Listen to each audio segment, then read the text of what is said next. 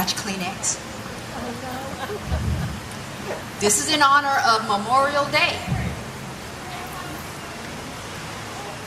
I am a woman.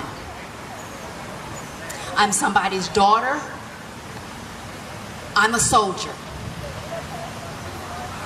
It took me about 3 months to convince my dad to let me join the Army once I got out of high school, because my dad was from the old school. Girls did not fight and go to war.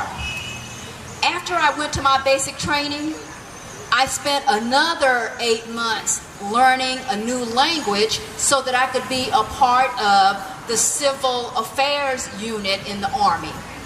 We did rebuilding in some of the devastated areas. Well, the accident happened on the day after my 22nd birthday. We were on our way to a marketplace to rebuild the center for the country. It was just an ordinary day. The accident happened on our way back. Sun shining, no big deal, lots of traffic. Now we were in this convoy, and there was a car speeding up, trying to get in between my vehicle and the one in front of me. Now, rule number 1, you don't let anybody in between you in your convoy. So I say in Arabic, you better stop or I'm gonna shoot. And before I could get it out, bam! He hit the side of my car and it exploded. When the explosion happened, I flew out of that turret and I landed. My right leg was shattered beyond repair. My left ankle was broken in hundreds of places. I was burned on one side of my face. The fingers in my hand were broken.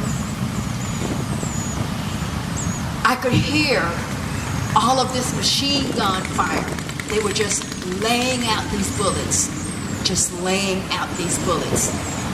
And I could smell the burning flesh. All I could do, I didn't feel any pain. I wasn't conscious.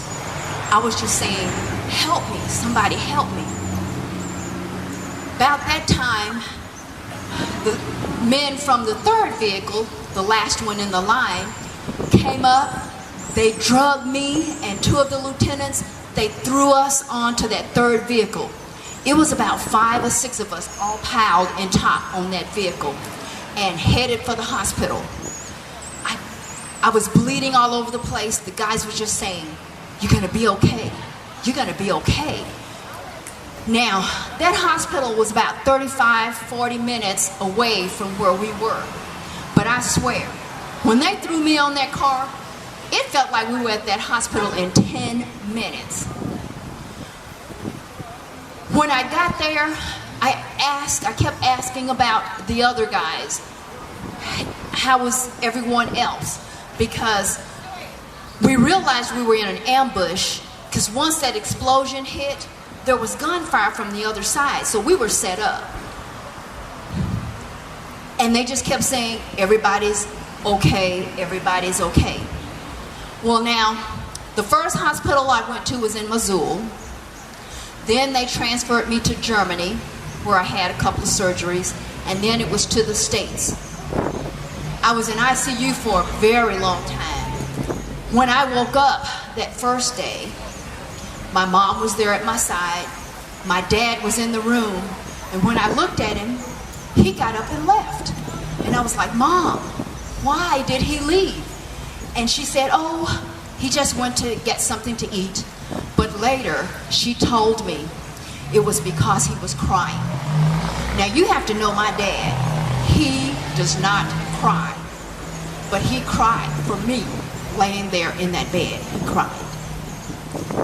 When they told me that 2 of the lieutenants did not make it, I cried. I had so much anger, so much hurt. It took me about 4 weeks to get over that. So now I'm in therapy, and they told me it was going to be a year and a half, maybe more, to get through this. But I am going to walk. Technology is on my side. Now, I did receive a Purple Heart, and I felt honored.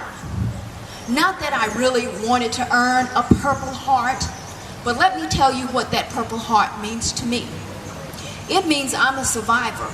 Because do you know, there are less than 200 women in all of our history that have received a Purple Heart. So I am among a few. That Purple Heart means I survived. I survived the difficulty, the adversity.